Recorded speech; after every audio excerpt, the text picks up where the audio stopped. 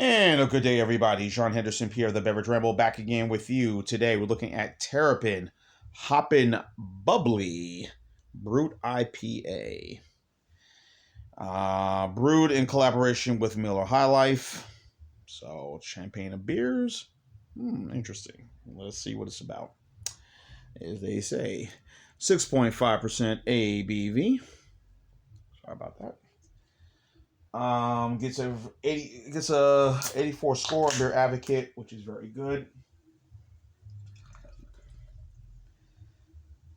I've only done 2 Brut IPA reviews. I did one with Abita, the Strasbourg beer, Brut IPA, and I did another Brut IPA from Sierra Nevada. So those have probably been the only 2, which is, I guess, everybody's favorite champagne combining with your favorite ingredients of your typical IPA. So, So here's what the beer looks like. I was on the website, the Terrapin website. I didn't see much info on this, so I don't know. I don't know what all that is about right now, if that has been discontinued or not.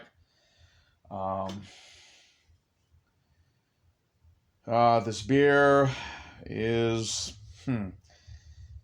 Best Buy.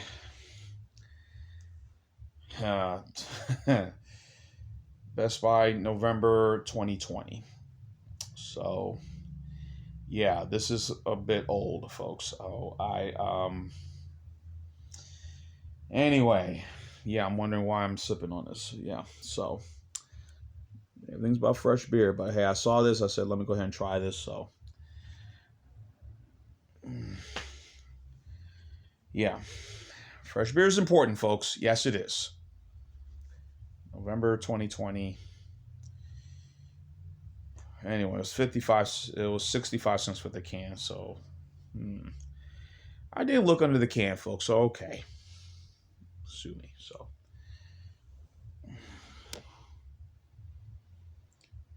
your typical standard hops that you smell in some IPAs: Mosaic, Cascade, Amarillo hops. Amarillo, excuse me.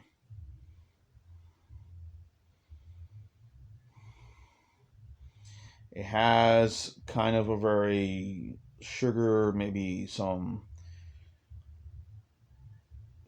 cereal smell to this.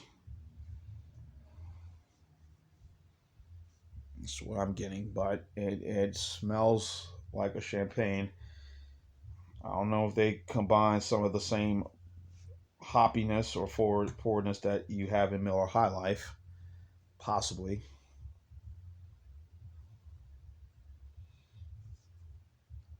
But it is very fragrant for sure. Here we go.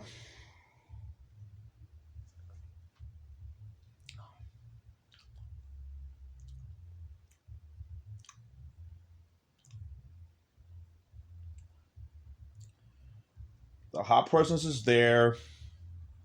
Yeah, the citrus flavors are there, but also there is sort of that nice type of champagne feel of a little sparkling apple or sparkling sweet peach type of flavor. Spumante.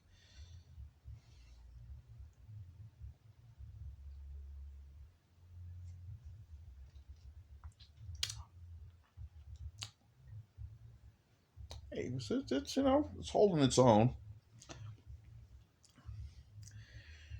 Like I said, kicking myself that I didn't look at the date, Mr. Pierre. Blame you. Or me. Why not look at the date? So, very important. But I'm getting a very cereal type taste to this. Cornflakes, mix into this flavor.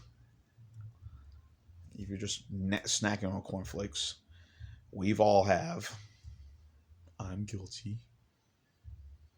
So,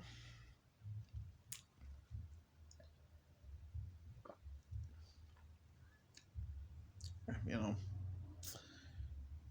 had it been fresher, I guess I probably would have given a higher score. Maybe we'll give it a higher score, but I don't know. Probably give it the same, maybe lower. Uh, Decent enough. You know, I guess we've seen the style again within the last year and a half, 2 years. Sort of adding, as we've seen, you know, being the breweries trying to be creative, um, see what we can do to tap into a market, not just the beer drinkers to get beer drinkers, but also get the wine drinkers, the champagne drinkers, those who like spirits, those who like wine coolers. How can we get that crowd to start liking some of our beers? So, breweries like Terrapin, whatnot will do these sort of, ideas, and some prove successful, others not so. So, but with the strong IPA flavors of the usual hops, as I mentioned, and the citrus flavors in this, and sort of like a wine champagne kind of taste. But with Miller High Life, I don't get a champagne taste when I have that. I think with PBR, I kind of do. So, but all is good. It's holding its own. So, Terrapin Brewery, as I mentioned, based in Athens. I think they recently were bought out maybe a year or so ago, 2 years ago, by another company. Again, I did not. I will need to do my research on that, but from word is they have. But their flagship beer, of course, the High Five IPA. I've had their Hopsecutioner beer. I've had their Bliss beer. So, yeah, Terrapin puts out some good stuff, and I've from time to time I do whatever will get whatever they have again at my and the recreational ale, which is kind of the probably the first beer I started drinking from them before I started doing my reviews. It was a little spot in Pritchard here, the little service station. They had all these different craft beers and craft style beers, and Terrapin was one of them. And they still get Terrapin. And I tried the recreational was one. At that time when I had it, it was very, very foamy. I mean, it was like every time I poured it, the pale ale was like, I mean, where's the beer? I don't see it. Hopefully it was there. So,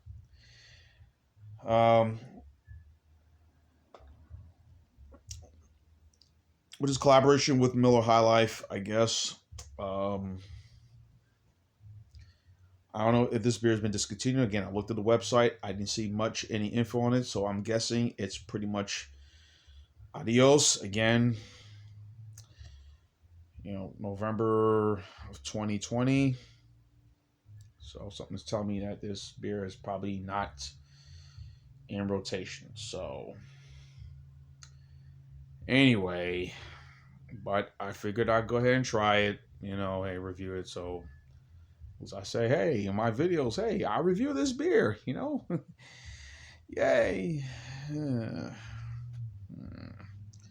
Out of date a year later. So, yeah. I'm going to go B- on this one. So this is going to be a 7.9 and 8 score. Kind of, again, more so on me, not checking the date, but overall, a good Brut IPA. So hopefully these styles are going to be around a little while. Again, we all know these beer companies trying to say, hey, we're trying to get as many people coming to try some of our stuff. So, hey, why not, right? We got to get our reach. Let's see who's there. But Yeah, so I'm going to go B minus, so 7, 8.1, 7.9, 8.0, 8.1 score. So for the Terrapin Hoppin Bubbly Brut IPA, check it out.